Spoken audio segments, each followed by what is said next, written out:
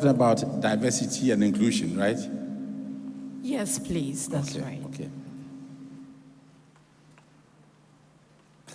I have been a very strong advocate, and I do hope that my legacy would reflect that in promoting the rights of women. I've been a very strong advocate of that. And I start off again, I go back to basics. If I was to ask almost all of you here, who has had the most impact on your lives?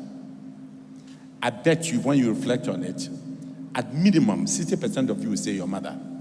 True or false? True or false? A typical African mother has to juggle to keep limited resources to make sure that all of us are well taken care of. We go to school, all of those things. And therefore, our mothers are our heroes. And yet, whenever it comes to putting people in positions of power and influence, you think that your mother was an oddity. The mother that you admire so much, and my mother, I thought my mother was the best manager that I knew. She had 10 kids, and how all of us, she kept all of us going. She must, my God, must have huge management skills that, had to be appreciated. So I have never understood when people, managers or leaders, discriminate against women. On the way here, I was listening to BBC, and BBC said there's a new survey which has come out. And in the UK, for the first time, they have a higher number of women as doctors than men. And yet, they are the most discriminated against in terms of promotion. How does that square up? In my time, as I said, I hope it will become my legacy.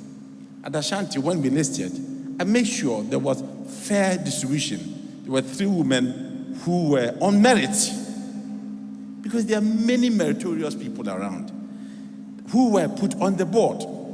When I joined the first board in the UK, London, I was shocked there was not one woman.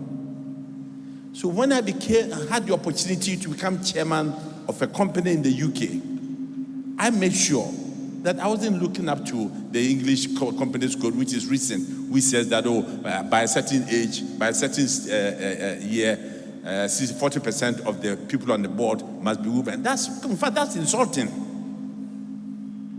Whenever there's been a position on the board, I've looked to who best fits that position.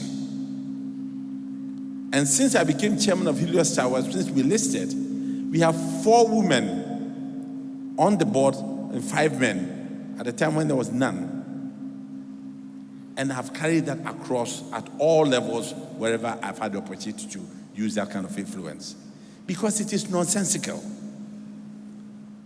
I mean, look, throughout the history of the world, when it has mattered the most, nations have fallen on women to save them. Golda Meir saved Israel. Indira Gandhi saved. India was a basket case. She said in 3 years, India will become the biggest exporter of grains. And she achieved that before she died. When Angela Merkel was leaving office, men were crying. They wish they could change the constitution for her to stay. Mrs. Thatcher, I was studying in UK when Mrs. Thatcher came. Every day there were strikes. Coal miners strikes, this and that. Rubbish was left on the street and all of that. She lifted the UK from nothing to where it is now.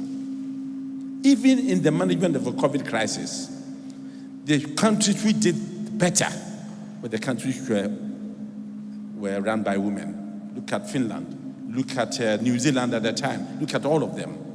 So I have never understood why anybody, when it comes to putting people in a position of influence, will say that I won't give it to him because I give it to her because she's a woman. Okay.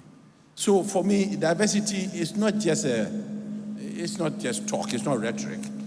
It means an awful lot to me, because if my mother was here, she'd be shocked. I have total confidence in my daughter, who runs the biggest event management company in Ghana. And I see her and I say, my God, leadership in action. So I'm saying that if my daughter does it, if my mother was doing it, if my wife is doing it, my wife is the owner of the Marriott Hotel, single-handedly built it and raised the finance for it.